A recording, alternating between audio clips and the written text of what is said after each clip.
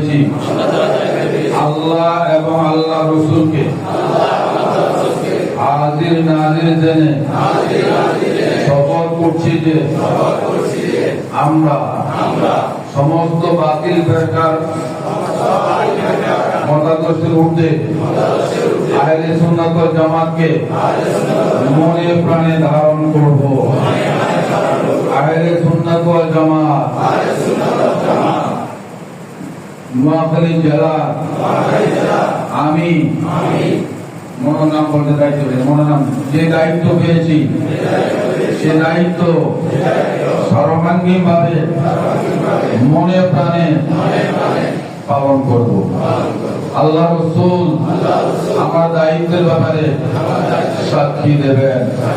আল্লাহ রাব্বুল আলামিন আমার এই শপথকে দায়িত্বকে কবুল করুন।